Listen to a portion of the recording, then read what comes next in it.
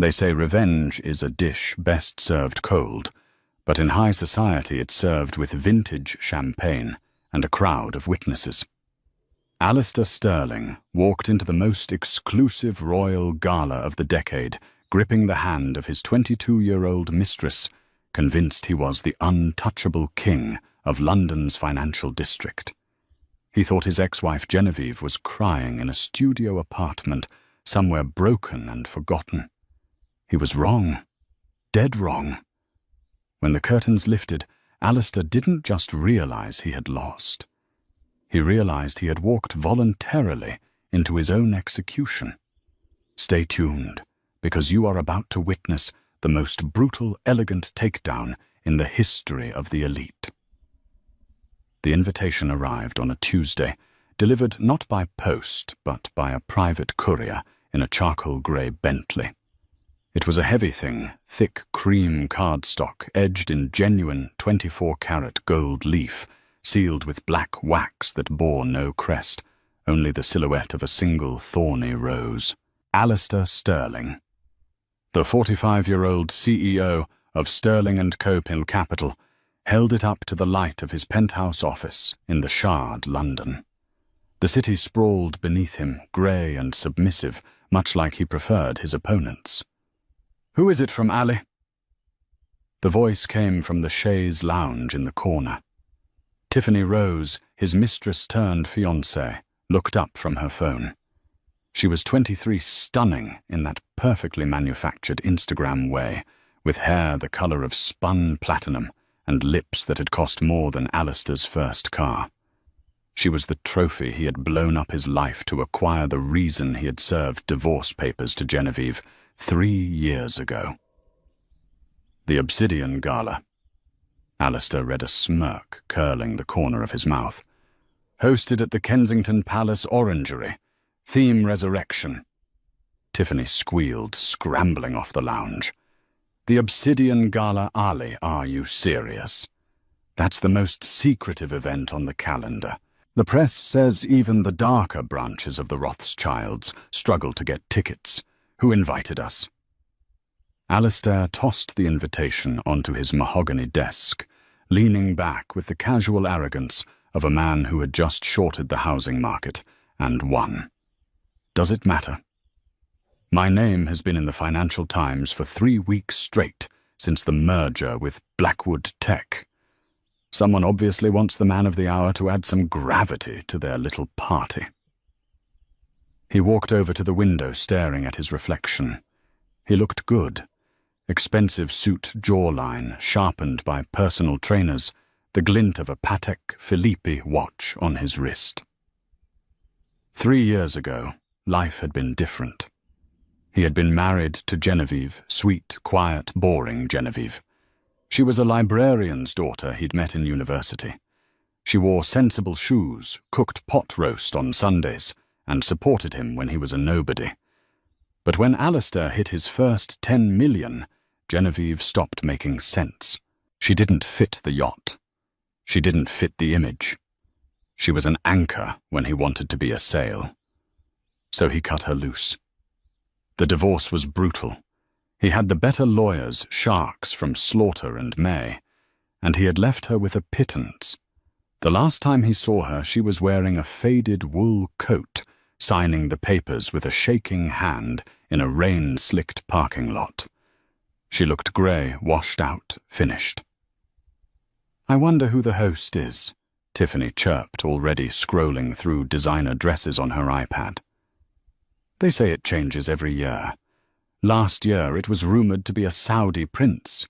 Do you think we'll meet royalty?" "We are the royalty, Tiff," Alistair said, pouring himself a scotch. "But yes, we'll go, and we'll make sure everyone knows exactly who we are. Buy the most expensive dress you can find. I want you to shine so bright you blind them." He didn't know it yet, but the resurrection theme wasn't a metaphor for the economy. It was a promise. That night, Alistair lay in bed, the invitation glowing on the nightstand under the street lamp's light. He felt a strange unease, a tiny prickle at the base of his neck. The wax seal, the thorny rose. It reminded him of something. Genevieve used to grow roses. Black baccara roses. But he shook the thought away. Genevieve was probably teaching piano lessons in some damp village in the Cotswolds, aging gracefully into obscurity. She was the past. The Obsidian Gala was his future. The evening of the gala. London was draped in a suffocating fog. But the grounds of Kensington Palace were ablaze with light. A line of Rolls-Royces and Maybachs stretched down the private drive, idling silently as they deposited the crème de la crème of European society onto the red carpet. The paparazzi were kept at a distance behind velvet ropes and iron gates, their flashbulbs popping like distant lightning. Inside the back of his limousine, Alistair adjusted his silk bow tie. He wore a tuxedo custom-made on Savile Row, the midnight blue fabric hugging his frame perfectly. Beside him, Tiffany Rose was vibrating with anxiety and excitement.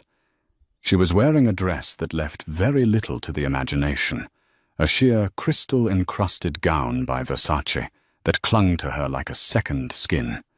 It was beautiful, undeniably, but it was loud. It screamed, "Look at me." "Ali, look," she whispered, peering out the tinted window. "That's Sebastian Thorne, the shipping magnate. And oh my God, is that Lady Victoria Hervey?" "Calm down," Alistair snapped, though his own heart was beating a little faster. "You belong here. Act like it." The driver opened the door. The cool night air hit them smelling of damp earth and expensive perfume. Alistair stepped out, extending a hand to Tiffany. As she emerged, the distant cameras went into a frenzy. They walked the carpet. Alistair held his head high, his chest puffed out. He scanned the crowd ahead. He saw heavy hitters, people he usually had to wait months to get a meeting with. There was Senator Julian Blackwood from the States, speaking in hushed tones with a Russian oligarch. There was the editor-in-chief of Vogue, looking imperious in black velvet. But as they moved toward the entrance of the orangery, Alistair noticed something strange. The atmosphere wasn't festive. It was tense, expectant. People were whispering. Groups of socialites huddled together, glancing at their phones, and then toward the massive closed doors of the ballroom.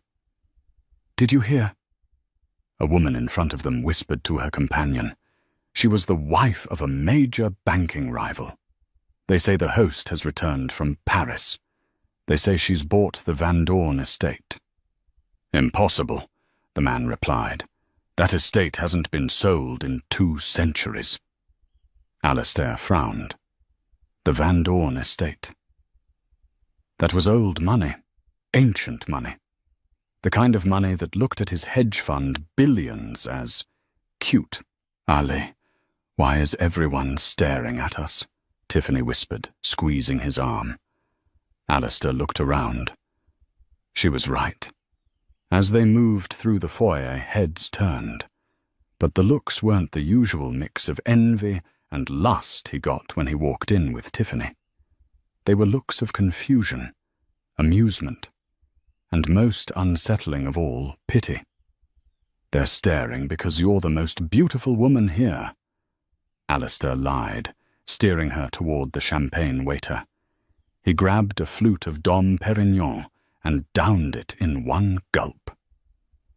"Mr. Sterling," a voice drawled from his left. Alistair turned to see Benedict Cumberbatch.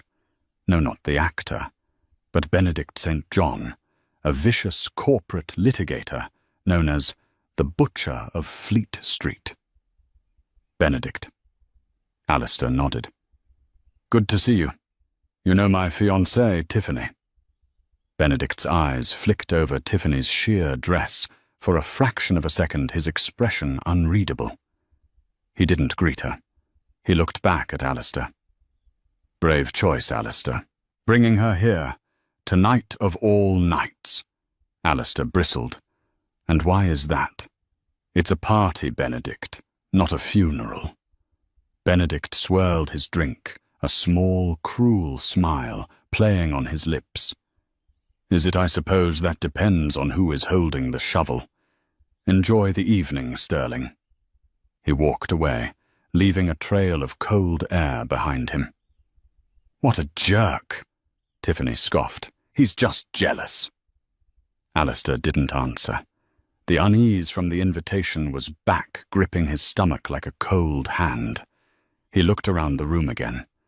The decor was stunning, thousands of black roses, suspended from the ceiling black velvet drapes and chandeliers dripping with dark crystals. It was beautiful, but it felt gothic, predatory. The lights suddenly dimmed. A hush fell over the room. 300 of the world's most powerful people fell silent instantly. A spotlight hit the balcony overlooking the ballroom floor. Ladies and gentlemen, a voice boomed over the speakers. Please welcome your hostess for the evening, the chairwoman of the Van Dorn Trust and the newly appointed Duchess of Montclair. Alistair froze.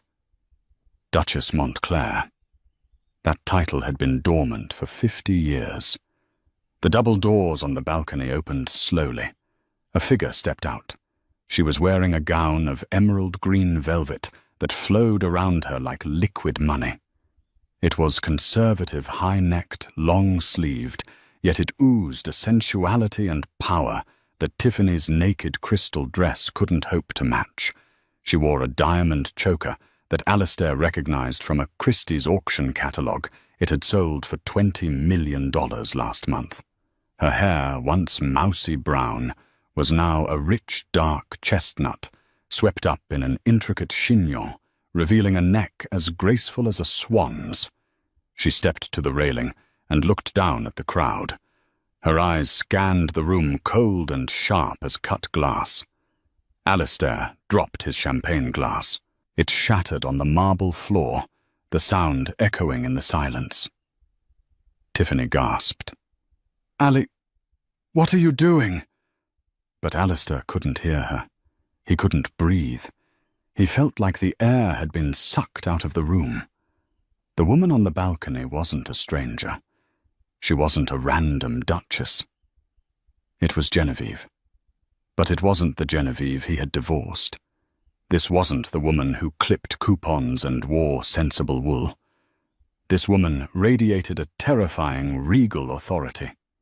She looked down her gaze, sweeping over the sea of faces until it locked onto him. She didn't smile. She didn't flinch. She just stared, her eyes boring into him with a mixture of amusement and absolute crushing indifference.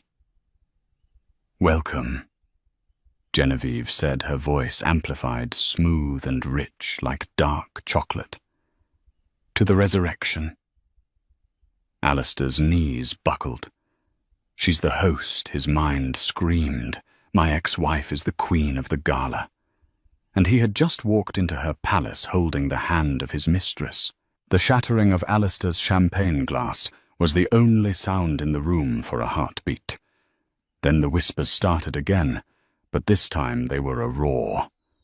Is that Genevieve Sterling? No, you fool, that's Genevieve Van Dorn, the granddaughter of the late Archduchess Eleanor. I thought the line ended in 1950. Apparently not. She's the sole heir. Everything. The estates in France, the shipping lines, the art collection. Alistair stood frozen champagne soaking into his Italian leather shoes. His brain was misfiring, trying to reconcile two impossible images. There was the Genevieve he knew. The woman who clipped coupons for laundry detergent. The woman who wore oversized sweaters and read paperback mysteries on the couch. The woman he had called uninspiring to his divorce lawyer. He remembered the day he told her he was leaving. She had been watering her small, sad window box of plants. She hadn't screamed. She had just looked at him with wet, devastating eyes and asked, Is there no chance for us, Alistair? Not even for the sake of 10 years. He had laughed, a cruel, dismissive laugh. 10 years is a sunk cost, Jen. I'm moving forward. You're stationary. And now he watched as Genevieve began to descend the grand marble staircase. She didn't walk. She floated. The heavy emerald velvet of her gown rippled around her. Every step was calculated regal. The crowd parted for her instantly, a sea of billionaires and aristocrats bowing their heads in deference. "Ali," Tiffany hissed, tugging violently on his sleeve. "Ali, people are looking at the wet spot on the floor. Do something, and who is that woman? Why is she staring at you?" "Shut up," Alistair whispered, his voice trembling. "Just shut up, Tiffany." He couldn't take his eyes off his ex-wife. As she reached the bottom of the stairs, a man stepped forward to take her hand. It was Julian Blackwood, the senator Alistair had been desperate to meet. The senator bowed low, kissing her gloved knuckles, with a reverence Alistair had never seen him show anyone. "Alistair, you look like you've seen a ghost," a dry voice murmured beside him. Alistair turned. It was Lord Evelyn Carlyle, an old money power broker who sat on the board of the Bank of England. Alistair had been trying to get a lunch meeting with him for 5 years. "Lord Carlyle," Alistair choked out. Do you know her?" Carlyle took a sip of his martini, watching Genevieve with admiration. "Everyone knows her now, old boy. It's the story of the century. The hidden Duchess. Hidden. Her grandmother was the exiled Archduchess who fled Europe during the war," Carlyle explained, enjoying Alistair's visible confusion. "She married a commoner, a librarian, and renounced her titles to protect her family. They lived in total obscurity. Genevieve didn't know, not until her grandmother passed away 2 years ago. 2 years ago. Just months after their divorce was finalized." "She inherited the title?" Alistair asked, his mouth dry. "The title, yes. But more importantly, the trust. The Van Dorn Trust has been accumulating compound interest and assets since the 1800s. It's not just money, Sterling. It's sovereignty.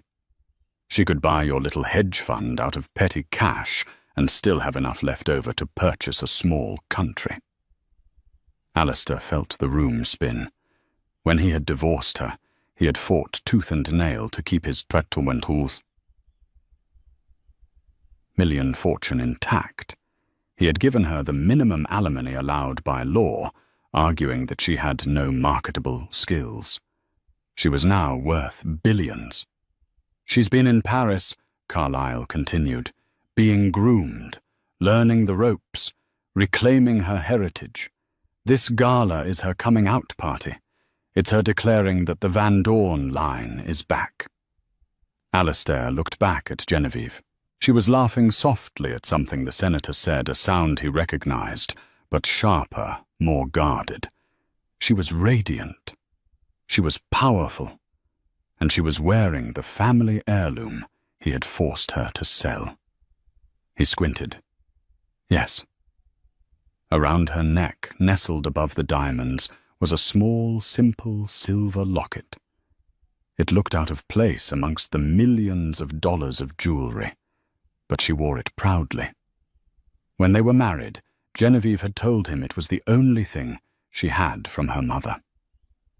When Alistair's first business venture nearly failed in 2018, he had demanded she sell it to cover a margin call.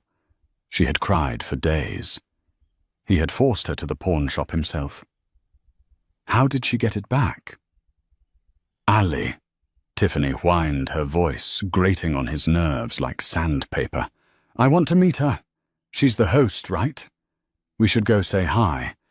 Maybe she'll like my dress." Alistair looked at Tiffany, at the gaudy crystals, the fake tan, the desperate need for attention. Then he looked at Genevieve, cool, understated, commanding. He had traded a diamond for a rhinestone. "No," Alistair said, panic rising in his throat. "We're leaving. Now." "What, no?" Tiffany stomped her foot. "I spent 4 hours getting ready. I want a selfie with the Duchess." Before Alistair could grab her arm, the crowd shifted. The pathway cleared, and suddenly there was nothing between Alistair Sterling and Genevieve Van Dorn but 10 feet of polished marble floor. Genevieve stopped mid-sentence. She turned slowly, her eyes locking onto Alistair. The senator stepped back. The room seemed to hold its breath. She didn't look away. She smiled. It was a terrifying, beautiful smile that didn't reach her eyes. She began to walk toward him. The walk felt like an eternity. Every click of her heels on the marble echoed like a gunshot in Alistair's ears. He wanted to run, but his legs were lead. He straightened his spine, trying to summon the arrogance that usually carried him through boardroom hostile takeovers. "I am Alistair Sterling," he told himself. "I am a self-made man." But as Genevieve drew closer, he felt small. She stopped 2 feet away from him. The scent of her perfume hit him. Black baccarat rose and cold rain. It was intoxicating. "Alistair," she said.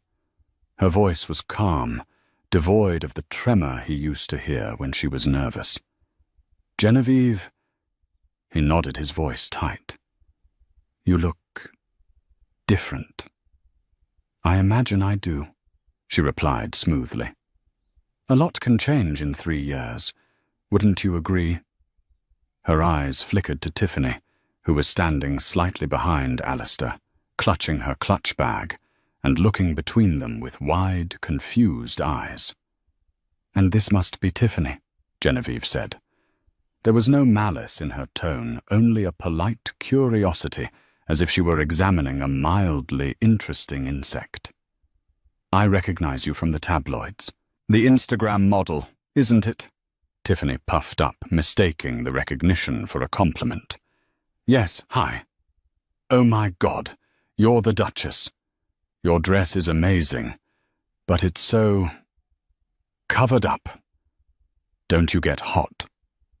Alistair closed his eyes. "Please stop talking." Genevieve's smile didn't waver. "We value mystery in the Van Dorn family, Tiffany. We find that giving everything away at first glance leaves nothing for the imagination. A lesson you might find valuable." The insult was so elegant that it took Tiffany 5 seconds to process it. By the time her mouth fell open, Genevieve had already turned her attention back to Alistair. "I'm surprised to see you here, Alistair," she said. The vetting process for the guest list was quite rigorous. Usually we filter out liabilities. Alistair bristled. Liability Sterling and Co. just merged with Blackwood Tech. We posted record profits last quarter. I'm hardly a liability, Jen. "It's your grace," a deep voice rumbled from behind Genevieve. A tall, broad-shouldered man stepped up beside her. He was younger than Alistair, perhaps 35, with eyes like flint and a scar running through his left eyebrow. He wore a military dress uniform with medals pinned to his chest. He looked like a bodyguard, but he carried himself like a prince. "It's all right, Stefan," Genevieve said, placing a calming hand on the man's forearm. The gesture was intimate, familiar. Alistair felt a spike of jealousy hot enough to burn. Alistair is still adjusting to the new reality. She looked back at Alistair, her gaze sharpening.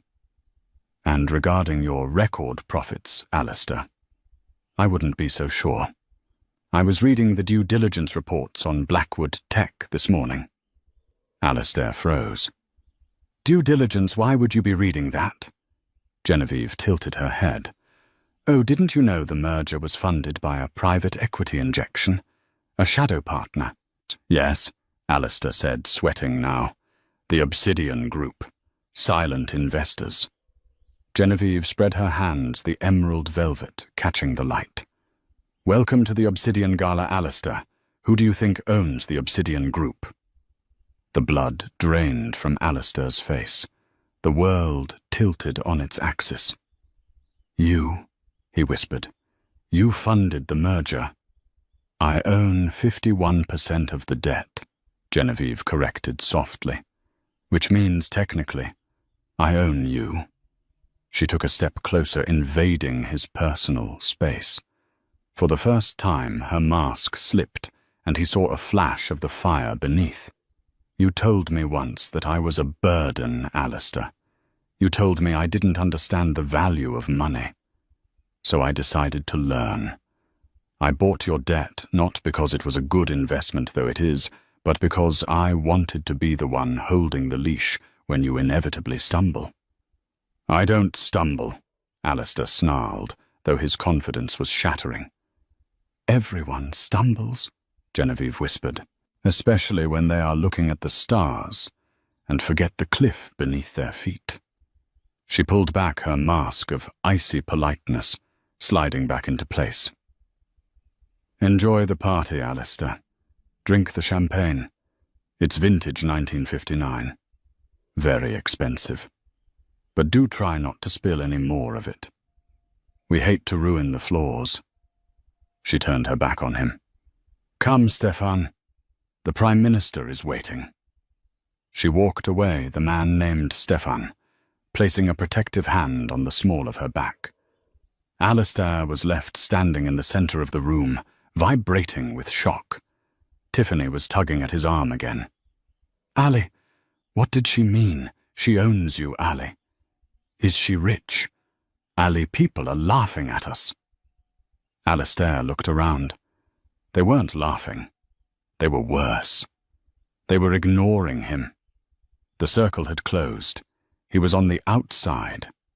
And Genevieve was the queen. But Alistair Sterling was a fighter.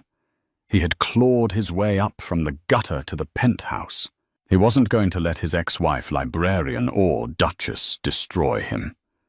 His eyes narrowed as he watched her laugh with the Prime Minister. She thinks she's won, he muttered to himself. She has no idea.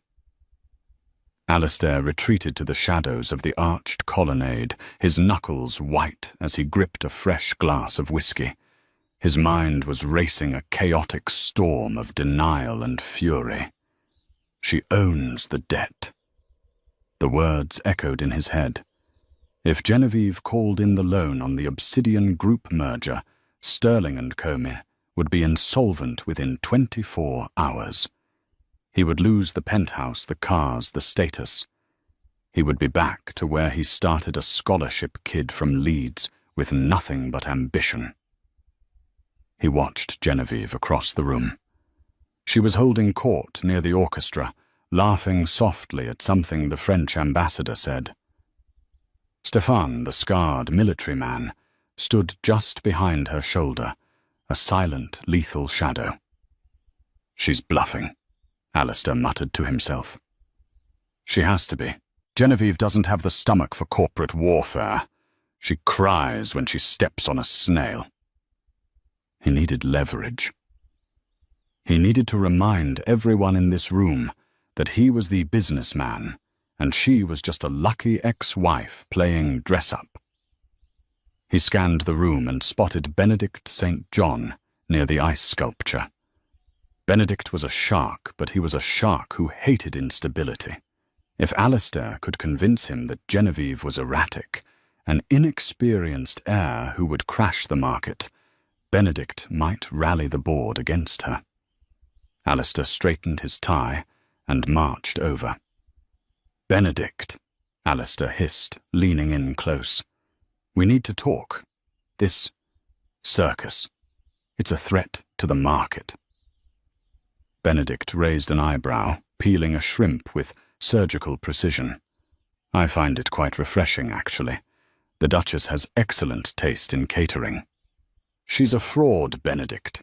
Alistair snapped, his voice rising slightly. 3 years ago, she was clipping coupons. She doesn't know the first thing about private equity. If she holds the debt on the Blackwood merger, she's going to mishandle it. She'll tank the stock just to sack me. You have shares in Blackwood, too. Do you want to lose millions because of a bitter ex-wife's vendetta? Benedict paused. He looked at Genevieve, then back at Alistair. The greed in his eyes flickered. What are you proposing, Sterling? We force a vote of no confidence. Alistair said, his confidence returning. I have a file. Old tax returns from our marriage, joint filings. There were discrepancies, things I managed for her. If I release them, it will look like she was involved in tax evasion before she inherited the title. It will scandalize the trust. The board will have to remove her control to protect the Van Dorn image. It was a lie, of course. Alistair was the one who had fudged the numbers years ago, hiding assets in the Cayman Islands. But Genevieve had signed the joint returns without looking. She was legally implicated. It was mutually assured destruction, but Alistair bet that she had more to lose now than he did. Benedict studied him for a long moment. Then a slow, cold smile spread across his face. You're a vicious bastard, Alistair. I'm a businessman, Alistair corrected. Are you in? If you can prove she's a liability, Benedict said softly. I'll back your motion at the shareholder meeting tomorrow morning. I won't wait for tomorrow, Alistair said, a dark plan forming. I'm going to do it now. The toast. When she gets up to speak, I'm going to ask the hard questions. I'm going to expose her past. By the time I'm done, these people will see her for what she really is, a fraud. He turned to find Tiffany. He needed her on his arm, a visual representation of his virility, and moving on. He found her by the chocolate fountain, taking a selfie with a bewildered-looking elderly countess. Tiffany, come here, Alistair commanded, grabbing her wrist a little too hard. Ouch, Ali, watch the nails, she complained, pulling away. I was networking, the Countess was telling me about her yacht. Forget the Countess. We're going to the stage. When I start talking, just stand there and look supportive. Smile. Nod. Do not speak. Why are you so sweaty? Tiffany asked, wrinkling her nose. You look manic. I am winning, Tiffany. That's what winning looks like. Suddenly the orchestra stopped playing. A drum roll echoed through the hall. Ladies and gentlemen, the announcer's voice boomed, please raise your glasses for the hostess's address. Genevieve stepped up to the microphone on the raised dais. The spotlight hit her, turning the emerald velvet to fire. She looked out over the crowd, serene and untouchable. Thank you all for coming, she began, her voice steady. Tonight is about resurrection, about rising from the ashes of the past to build something stronger. Alistair downed the rest of his whiskey. He slammed the glass onto a passing waiter's tray. Now, he whispered. He pushed through the crowd, dragging Tiffany behind him. He wasn't going to let Genevieve finish her speech. He was going to burn her kingdom down before she even put on the crown. Ex-wife. Alistair's voice didn't just interrupt the speech. It shattered the atmosphere like a brick thrown through a stained glass window. He broke through the front line of the crowd, his breathing ragged, his face slick with a sheen of manic sweat. He marched right up to the base of the raised dais, standing in the pool of spotlight that was meant for Genevieve. Behind him, 300 of the world's most powerful people froze. The silence was instantaneous and absolute, the kind of heavy, suffocating quiet that precedes a natural disaster. Genevieve stopped mid-sentence. She looked down at him from the height of the stage, her face an unreadable mask of porcelain and ice. Beside her, Stefan, the scarred bodyguard, tensed. His hand moved instinctively toward the inside of his tuxedo jacket, his eyes locking onto Alistair with lethal intent. But Genevieve simply raised one gloved hand, a small, imperious gesture that stopped him in his tracks. "Alistair," she said into the microphone. Her voice was amplified, booming through the cavernous orangery, smooth and rich.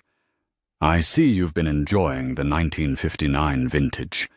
Perhaps security should call you a car. You seem unwell." "Don't patronize me, Jen," Alistair shouted, his voice cracking. He pointed a shaking finger at her, the gold cufflink gleaming under the lights. "You're playing a game you don't understand. You think a fancy dress and a stolen title make you one of them." He spun around to face the crowd, spreading his arms wide, performing for the audience he was desperate to win over. "Look at her," he bellowed, gesturing back at the stage. "You all think she's some aristocratic savior. You're bowing to a fraud. 3 years ago, this woman was begging me for grocery money. She's a librarian from Leeds who got lucky with a genealogy test. She doesn't belong here." The crowd murmured. It was an awkward ripple of sound, the rustle of silk and the shifting of weight. This was high society. Dirty laundry was supposed to be aired in courtrooms, not at galas. "Is there a point to this outburst, Alistair?" Genevieve asked. She didn't look embarrassed. She didn't look angry.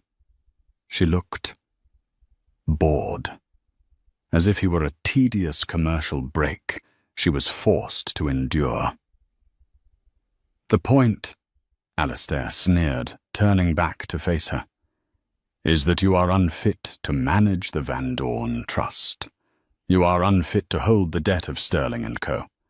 I know about the tax filings, Genevieve. The 2019 returns." He saw a flicker of something in her eyes. Fear. Yes, it had to be fear.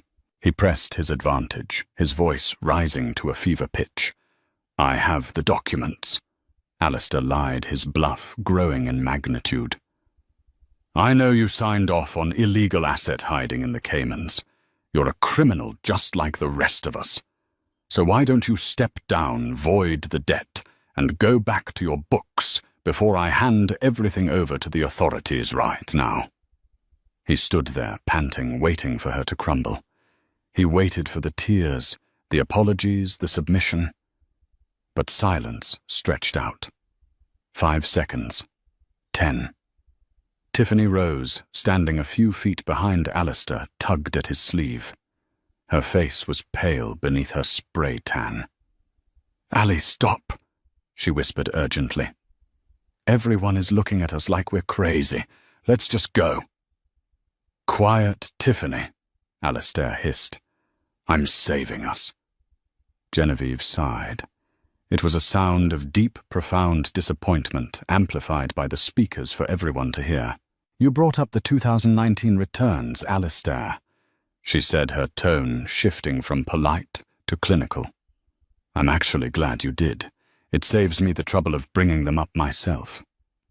She looked over Alistair's head toward the tech booth at the back of the room. She gave a single sharp nod. Behind her, the massive LED screen that had been displaying the elegant logo of the Obsidian Gala flickered. The image dissolved. In its place, a high-resolution PDF document appeared. Alistair squinted against the glare. It was a bank transfer record. "When I inherited the trust," Genevieve said, addressing the crowd now as if she were giving a university lecture, "my first act was to hire forensic accountants, the best in London. I wanted to ensure my financial history was spotless before I took the helm." The document on the screen zoomed in a red circle, highlighting a specific line item. "We found the money you hid, Alistair," she said softly. £2.5 million, siphoned from our joint account into a shell company in the Cayman Islands. That proves nothing, Alistair shouted, though his stomach lurched. You signed those papers. It's your name on the account. Is it? Genevieve asked. The screen changed again. This time, it showed two signatures side by side. One was Genevieve's elegant looping script. The other was a jagged, shaky imitation. Below them, bold text read, Handwriting Analysis Report. Match probability, 0.0%. Confirmed forgery. Alistair thought I was too stupid to notice the money missing. Genevieve continued, her voice hardening into steel. He told me the market was down. He told me we had to tighten our belts. And while I was clipping coupons, he was practicing my signature to embezzle funds to prop up his own failing stock prices. No, Alistair croaked. He looked around the room. Senator Blackwood was whispering to the Russian oligarch. Lord Carlyle was shaking his head. That's fake. She forged the report. And this, Genevieve said, ignoring him completely, is a recording from the executive boardroom of Sterling & Co., dated exactly 3 days ago. A crackle of static hissed through the speakers. Then Alistair's own voice boomed out, crystal clear, undeniable. I don't care if the figures are real. Benedict, just cook the books and get the merger done. If the audit comes up short, we'll blame it on the transition team. I need that payout to cover the ring for Tiffany. If Genevieve finds out I'm leveraging the debt, I'm dead. Just get it done. The gasp from the room sucked the air out of the orangery. This wasn't just social drama anymore. This was a confession of securities fraud. Alistair stumbled back as if he had been physically struck. The blood drained from his face, leaving him looking grey and old. He felt the eyes of every investor, every rival, every prosecutor in the room burning into his skin. You... Alistair choked, looking up at her with horror. You tapped my office. I own the building, Alistair, Genevieve said simply. I bought the lease last week. Landlord's prerogative. She stepped to the very edge of the stage. She looked down at him, and for the first time he realized just how small he was. You wanted a reaction, Alistair. You wanted to prove you were the powerful businessman. Well, here is the business reality. Your stock is currently in free fall. The Securities and Exchange Commission has already been sent a copy of this recording. And the debt I hold... She paused, letting the silence stretch until it was agonizing. I'm calling it in. Immediately. Alistair fell to his knees. It wasn't a dramatic gesture. His legs simply gave out. You can't. I'll be bankrupt. You are already bankrupt, Genevieve whispered. You just didn't know it yet. Alistair looked frantically to his right. Tiff, he pleaded, reaching out for her hand. Tiff, baby, tell them. Tell them it's a lie. We can fix this. Tiffany Rose looked at the screen where the evidence of his crimes was still glowing. She looked at the furious, disgusted faces of the billionaires around them. Then she looked at Alistair, sweaty, ruined, and pathetic on the floor.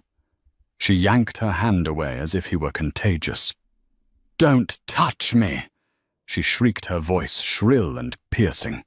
She clawed at her left hand, ripping the massive diamond engagement ring off her finger. You said you were rich. You said you owned the city. You used my credit card to pay for the limo tonight, didn't you? You liar.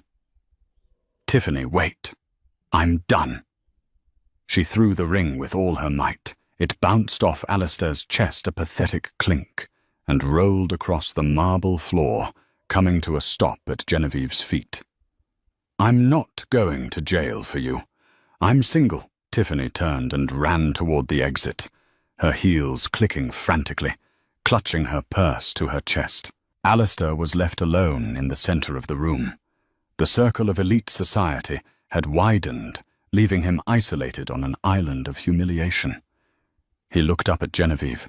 tears of rage and shock stinging his eyes. "Why?" he whispered, his voice broken. "Why do this here? Why not just sue me quietly?" Genevieve leaned into the mic one last time. Her eyes were dark, devoid of pity. "Because, Alistair, you didn't just break my heart. You tried to break my dignity. You made me feel small so you could feel big. You loved the audience, didn't you?" She signaled to the security guards waiting in the wings. "Now, you know how it feels to be the entertainment." Two burly guards crossed the floor, grabbing Alistair by the arms. He didn't fight. He went limp, too shocked to struggle. As they dragged him backward across the polished floor, his heels skidding, he saw Stefan step up to Genevieve and hand her a fresh glass of champagne. She took a sip, watching him over the rim of the glass. The heavy oak doors slammed shut, sealing Alistair outside in the cold fog. Inside the ballroom, silence hung for one heartbeat. Then Senator Blackwood started to clap. It was a slow, respectful applause. Then Lord Carlisle joined in. Within seconds, the entire room was applauding. They weren't clapping for the drama. They were clapping for the Queen. 3 months later. The London rain was relentless, a grey curtain that seemed to wash the colour out of the world.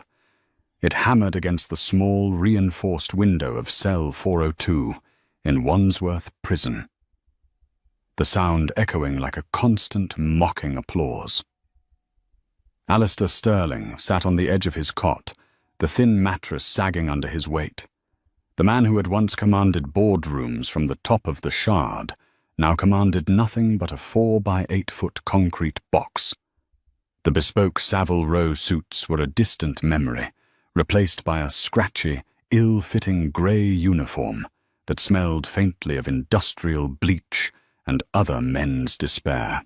His Patek Philippe, the one he used to check impatiently during million-dollar negotiations, sat in an evidence locker somewhere in the city.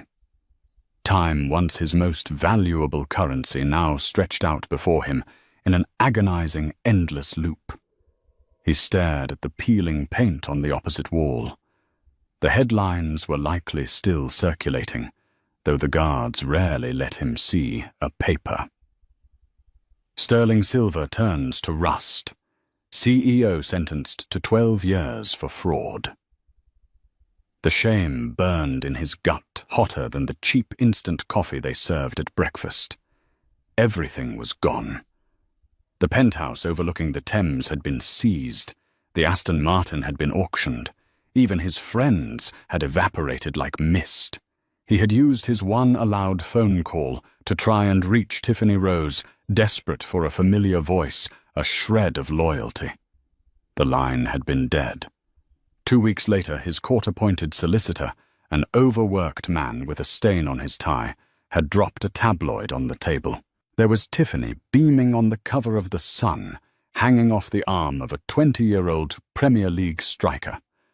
The headline read, "My Nightmare with the Monster of Mayfair, How Alistair Duped Me." She had sold her story for £50 and £1,000. It was enough to buy a lot of handbags, but not enough to buy Alistair's dignity back. But it wasn't the loss of the money or the girl that haunted him in the silence of the night. It was the memory of the gala. It was Genevieve. He closed his eyes and saw her standing on that stage, bathed in emerald light. He had expected her to scream. He had prepared himself for a woman scorned, hysterical and bitter. He could have fought that. He knew how to fight anger. But he hadn't known how to fight indifference. She hadn't looked at him with hate. She had looked at him like he was a rounding error in a ledger, something to be corrected and forgotten. "Sterling."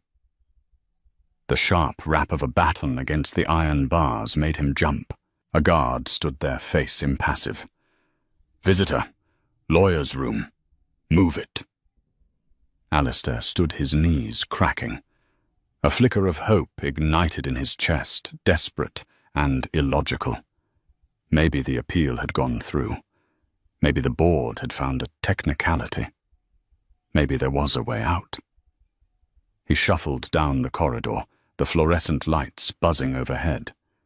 When he entered the visitor's room, he expected the stained tie of his public defender. Instead, he stopped dead. Sitting on the other side of the reinforced glass partition was Benedict St. John. Benedict looked impeccable as always. He wore a navy pinstripe suit that probably cost more than the prison guard made in a year.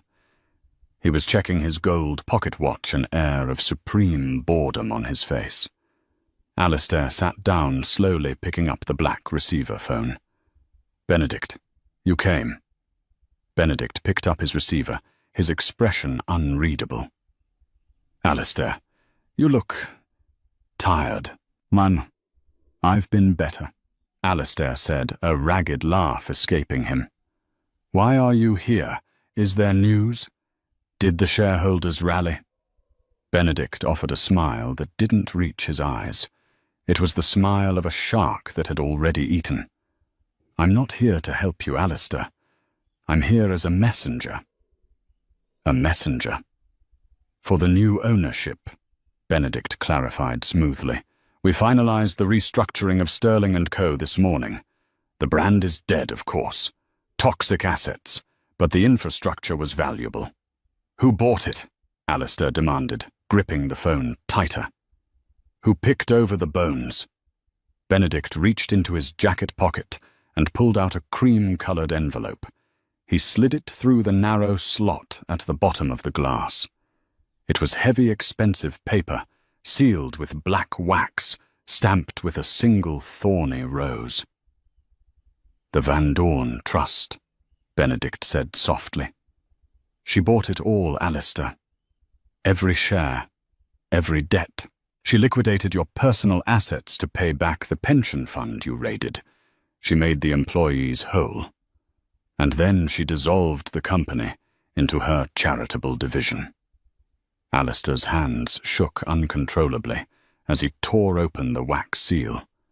Inside was a single photograph. It wasn't a legal document. It wasn't a check. It was a picture of a grimy, run-down storefront in a bad part of London. The pawn shop. The place where years ago Alistair had forced a weeping Genevieve to sell her mother's silver locket to cover a margin call he had panicked over. He flipped the photo over. On the back, in elegant, sweeping handwriting that he knew better than his own, were 3 words: "Paid in full." The air left Alistair's lungs. She remembered. She remembered every slight, every moment of cruelty, and she had systematically balanced the scales. She owns me," Alistair whispered, the reality crashing down on him. "She erased you," Benedict corrected, standing up and buttoning his jacket. "You aren't a rival anymore. You aren't even a memory. You're just a footnote in the quarterly report of a much more successful woman." Benedict turned to the door, signaling the guard. "Wait," Alistair shouted, slamming his hand against the glass. "How is she, Benedict? Does she ask about me? Does she mention my name?" Benedict paused, his hand on the doorknob. He looked back at the broken man in the grey uniform, a look of pity mixed with disdain on his face. "She doesn't speak of you at all, Alistair," Benedict said coldly. "You are the past, and Genevieve. She is too busy building the future." The door clicked shut, leaving Alistair alone in the silence, clutching the photo of his own sins. The French Riviera. 1,000 miles away, the world was a different color entirely. The sun was beginning its slow descent over the Mediterranean, painting the sky in strokes of violet and burning orange. The air here didn't smell of rain and concrete. It smelled of wild lavender sea salt and ancient pine. Genevieve stood on the limestone terrace of the Villa Van Dorn, a sprawling estate perched high on the cliffs overlooking the glittering lights of Monaco. She was barefoot, the cold stone grounding her. The heavy armored velvet gowns and the diamond chokers of the gala were packed away. Tonight, she wore a simple white linen sundress that caught the breeze, her hair loose and waving around her shoulders. She took a sip of chilled rosé, the condensation on the glass cool against her fingertips. She looked out at the horizon, where the sea met the sky. The last 3 months had been a blur of lawyers, press conferences, and signatures. Dismantling Alistair's empire hadn't been done out of spite, not entirely. It was a necessary exorcism.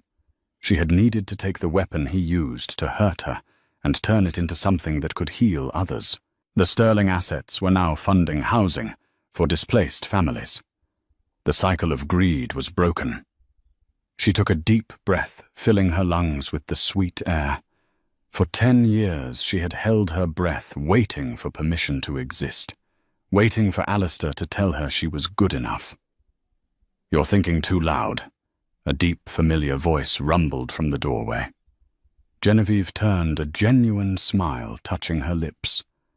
Stefan stood there, leaning against the archway. He had shed his formal military dress for a relaxed white shirt. Sleeves rolled up to reveal the scars and tattoos on his forearms. He held a platter of fresh figs and cheese. "I'm not thinking," Genevieve corrected softly. "I'm remembering." "Remembering what?" Stefan asked, setting the platter on a mosaic table and moving to stand beside her at the railing. "The girl I used to be," she admitted, looking down at the waves crashing against the rocks far below. "The one who clipped coupons and apologized for taking up space. I wish I could go back and tell her. I wish I could tell her that the pain was just the forging fire." Stefan watched her, his dark eyes warm and steady. He had been her shadow for 2 years, her protector, her teacher, her only true friend in the shark tank of high society. He had seen her cry when she thought no one was looking, and he had seen her stand like a queen when the world was watching. "She knows," Stefan said, his voice low and rough. "She's the one who walked through the fire so you could stand here today." Genevieve looked up at him. The silence between them wasn't heavy. It was charged. It was the comfortable silence of 2 people who no longer needed to hide who they were. "So," Stefan said, breaking the gaze to look out at the ocean. "The king is dethroned. The empire is conquered. London is at your feet. Your Grace, what is the next campaign?" Genevieve laughed, a light, free sound that carried on the wind. She reached up and touched the silver locket at her throat, the one she had bought back from the pawn shop herself the day the funds cleared. It was warm against her skin. "No more campaigns, Stefan," she whispered. "I'm tired of war. I'm tired of strategy."